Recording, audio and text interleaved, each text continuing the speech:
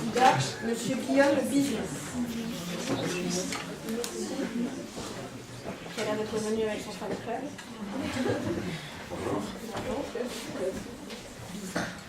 Quel sera votre sujet? J'ai choisi dans la foulée de mes camarades le premier sujet, et c'est à mon tour de valser.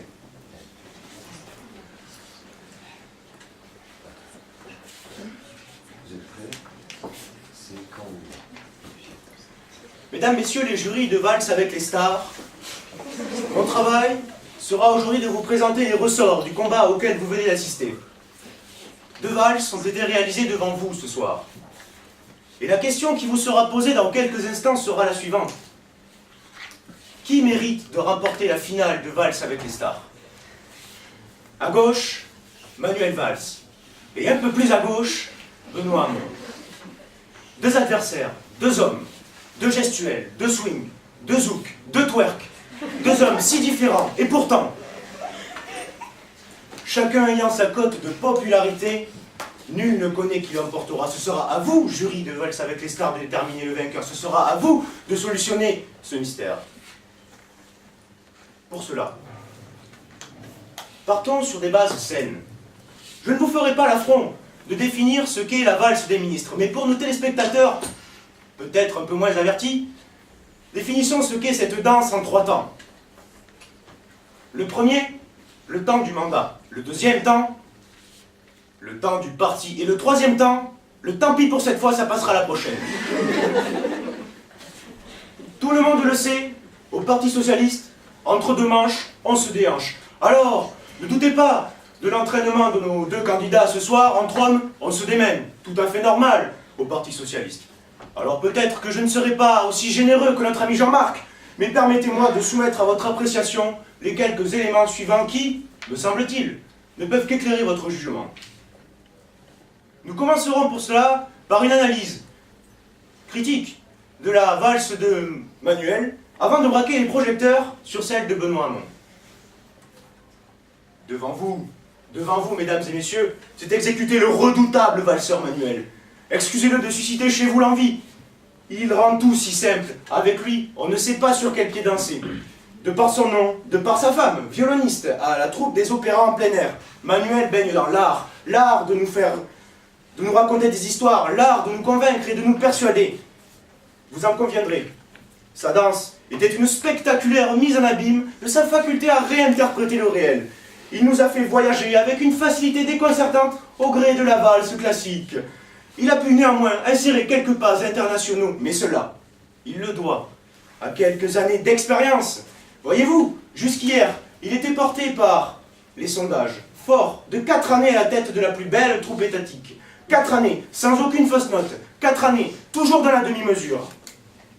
Mais ce soir, mesdames et messieurs, les jurys de valse avec les stars, nous avons pris une claque devant tant de magie, j'en conviens. Oui, il s'agissait d'une valse d'inspiration espagnole. Oui, elle a été parfaitement exécutée devant vous.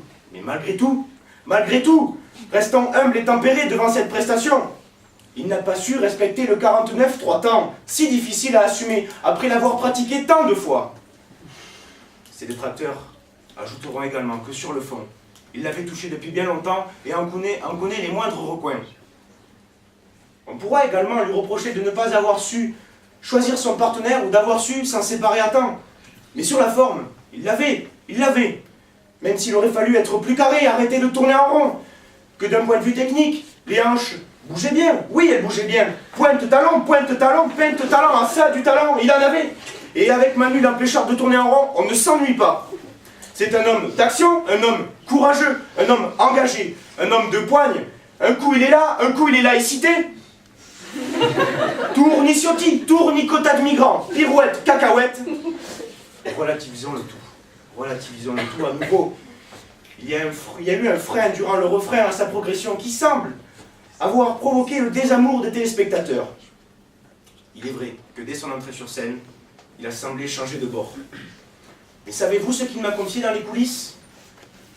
On l'y a contraint, on l'a forcé, et ce n'est pas de sa faute. La faute à qui, me direz-vous? Sûrement à Benoît Hamon, l'auteur de ces 1000 carabistouilles. D'ailleurs, venons-en à ce dernier. En ce qui concerne sa valse, j'ai pu lire dans vos yeux que sa valse vous avait plu. C'est vrai, rappelez-vous, comme un fauve, il de rugit pour nous servir une très belle prestation. La salle était calme, lorsque soudain, « À mon tour !» s'écrie-t-il, avant de se glisser sur le parquet. Mais c'est en aval, au lendemain du passage de son concurrent, qu'Amon monte en gamme et change de tonalité. Il a séduit le public sur la gauche, c'est indéniable. Et sur scène, il a asséné plusieurs coups à son adversaire, tant sur la forme que sur le fond, témoignant d'une maîtrise entre deux pas qui ressemble à celle de l'entre-deux tours. Il a réparti l'effort dans la durée, et quelle aisance, quelle amplitude, quelle grâce. Il a su occuper l'espace et l'espace médiatique à la fois. Après, il aurait pu demander à Jean Vincent pour se placer, il aurait pu demander à Ségolène pour être royal, il aurait pu demander à Malek des conseils sur son booty shake. Mais il n'en a pas eu besoin, témoignant ainsi d'une confiance en lui que le public saura lui rendre, je n'en doute pas. Et notons qu'à coup sûr, l'acoustique de la salle a eu un écho sans précédent sur la qualité de sa prestation. Cela explique pourquoi le public opéra un revirement dans ses intentions de vote à l'égard de Manuel. Et je suis certain que si nous sondions la salle dès maintenant, Benoît serait en tête. La cause a une conclusion sur une note sensible.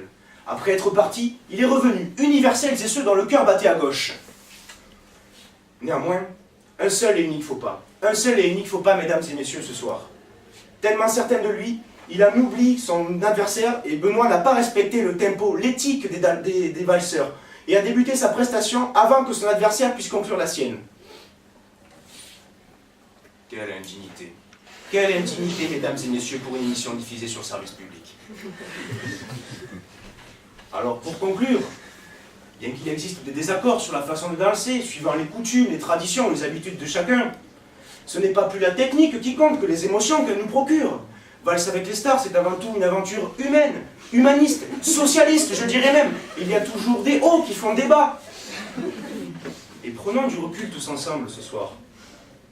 Maintenant que tout est terminé, qui pense à ces destins brisés par de si violents affrontements? Car au-delà de ça, qu'en auraient pensé les pères fondateurs? Pour ma part, je reste sur ma faim. N'écoutez pas non plus celles et ceux qui qualifient les uns ou les autres de mythes errants de la danse. Jugez en votre âme et conscience. Pour cela, à défaut de faire table rase, il vous faudra faire case neuve du passé. Alors, vous pourriez chercher la réponse à ma question dans tous les manuels, mais elle n'y sera pas. Écoutez votre cœur avant de le faire battre. Enfin, moi qui préfère le discours, je vais abréger mon discours. En vous demandant de garder un œil sur la maxime populaire selon laquelle méfions-nous des apparences. Mais n'oublions pas un élément essentiel, à l'ajout artistique que nous offrent ce soir nos deux candidats. Qui sommes-nous sans adversaire? Et que serions-nous sans l'adversité? Quoi de mieux qu'un adversaire pour se révéler? Car devant ces deux ballets si bien exécutés, certains seront toujours à temps de crier « du ballet » en appelant au candidat suivant. Mais comme le disait Joachim du Bellay, ne vaut-il pas mieux quel courage enduré que d'avoir toujours peur de la mer importune? Par la bonne fortune, on se trouve abusé, et par la fortune adverse, on devient plus rusé. Et ça, mesdames et messieurs, j'achète!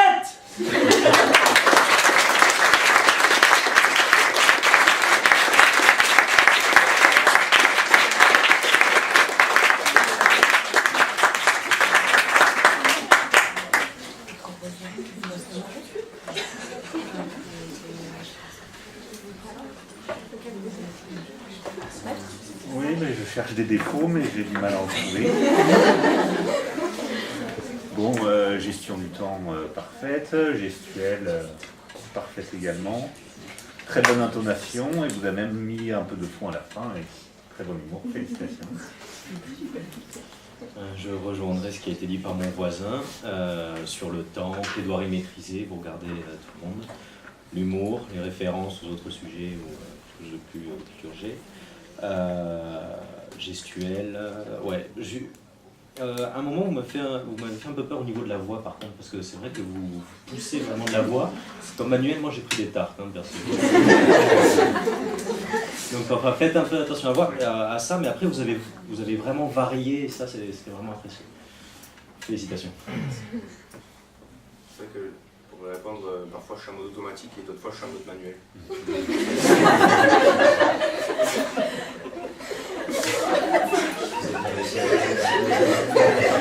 On sera y rester, nous aussi. C'était une performance. C'était pas une présentation, c'était une performance. Et d'ailleurs, vous avez l'air maintenant bien, bien fatigué. C'était excellent à tous les niveaux. Tant au niveau du jeu, vous avez pris un risque en essayant de le présenter comme Valse avec les stars. Et vous l'avez assumé jusqu'au bout. Vous avez été parfait dans ce registre-là, sans exagérer non plus. Donc ça, c'est bien. Il y avait une prise de risque, c'est intéressant. Au niveau des qualités oratoires, c'était parfait. Et vous avez la voix pour un amphi. Donc, par rapport à ça, ne le perdez pas, je veux dire. C'est vrai qu'ici, ça pouvait être un peu trop des fois. Mais en tout cas, si jamais pour la suite, ne le perdez pas, ne renoncez pas à ça. Au niveau du fond du sujet, c'était très bien répondu. C'était très personnel. Et vous êtes allé jusqu'au bout, quoi. Voilà, avec la chute qui était parfaite. Donc très bien. Bon courage pour la suite et merci. Vous êtes en licence en quelle licence? Vous avez une voix, ouais, c'est bon, elle l'a dit. Pour répondre à Marc, c'est le de la salle aussi qui fait ça. Comme on est très près, on a l'impression de vous crier, mais voilà, vous êtes fougueux aussi. Non, mais pour compléter, vous avez une voix et vous arrivez à la calmer. C'est ça qui est important en fait. Pas tout le temps crier, gueuler. Non, il y a des moments où la conclusion, vous posez le truc. Et ça, c'est nickel. Donc au moins, on vous suit, on se dit bon, que il par là, ok, on essaie de vous suivre. Donc voilà, vous êtes amis des jeux de mots de la Gaudrios, on a compris. Vous avez un style, vous avez proposé une idée, et ouais, il fallait le faire. Et c'était bien, c'était une bonne idée. Donc juste continuez de travailler votre voix, c'était très bien. Vous avez un coffre, enfin voilà, j'ai rien à dire d'autre. Merci. Vous êtes un orateur, quoi. Donc il n'y a rien d'autre à dire. Si ce n'est pour rejoindre mes collègues sur la voix, en fait ce qu'il faut faire, c'est effectivement, c'est un instrument la voix. Et il faut l'adapter au lieu dans lequel on l'applique. Mon confrère pourra vous le dire, on ne traite pas de la même manière quand on est dans le cabinet des juges de la liberté de la détention, une toute petite pièce, même si on a envie de crier, on ne va pas crier.